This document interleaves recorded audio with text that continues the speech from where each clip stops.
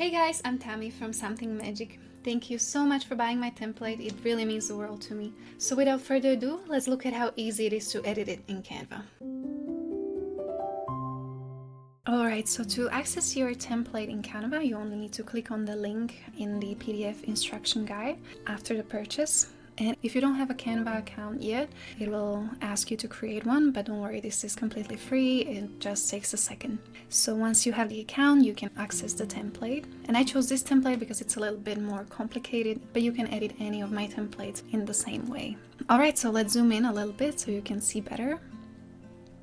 Alright, so what you can edit in the template is you can change all the texts, you can change the colors, and you can move everything around, resize everything. You can even add new elements into it if you want. So first things first, let's change the text. So you just come to any text that you want, you click on it, and you can rewrite it. So let's say your name is Jessica, and your husband's name, or your future husband's name is Richard. And let's say you're getting married on June 24th. So just like this, you can click on any text that you see and you can change to whatever you want. Alright, so now that the text is changed, you can see in this template we have these swashes, and now they're not aligned perfectly to the names anymore because you have longer names, for example. So let's move these swashes now. So you just click and you can directly move, or in case it's very small or something, you can always click on this icon here and move it around where you want. And a nice little trick here is if you want to move something very precisely, like for example this swash, maybe it's hard to align it perfectly, so you can hold Control or Command on Mac, and this gives you much better precision when you're moving things around. So let's do it with this one here as well. Alright, now, but let's say maybe now you want to make the swashes a bit smaller because your names are pretty long. So to resize anything, you just click on it and go into any corner you want and simply resize it, and Canva keeps the proportions right. Let's undo this.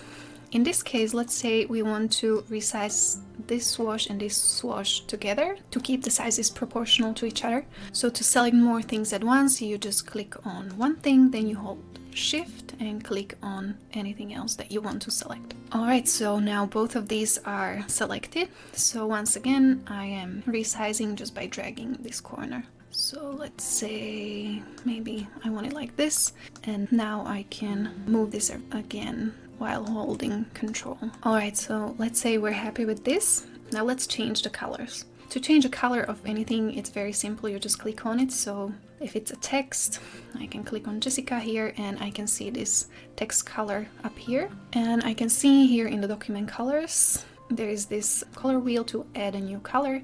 And let's say I will move this to green. Maybe I want it a bit darker, like this. Now I'm happy, and now I can change all the other colors to this color. So you can see that Canva already remembers the color that we chose. So I can now click on the elements as well, and up here I can just click on the color and change it. And just like this, I can change colors of everything in the document.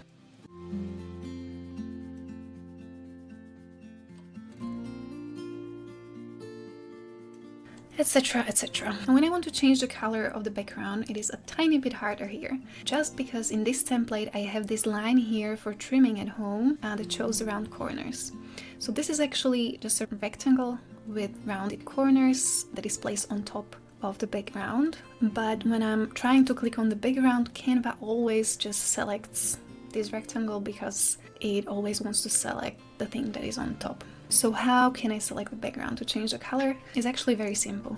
So when you're clicking and you want to change between what you're selecting, you want to go further back, you can just hold Control or Command on Mac again, and now click. Okay, so the first click selects the thing in front. In our case, this is the rectangle with the rounded corners. But if I click once again, now you can see now only this upper part, so the background is selected. So that's what we want. Once again, I just click on the color and change it. So let's do this down here as well. So I click, then I hold Control and click again, and I selected the background, and I'm changing the color again. And we can do this on this other. So this is the back side of the template, so I do the same thing and change the color. Alright, so maybe you still want to change this text to J and are, and you can of course do this everywhere on the boarding pass. So now let's say you're happy with all your changes and you want to download your file. So you just go to File and Download.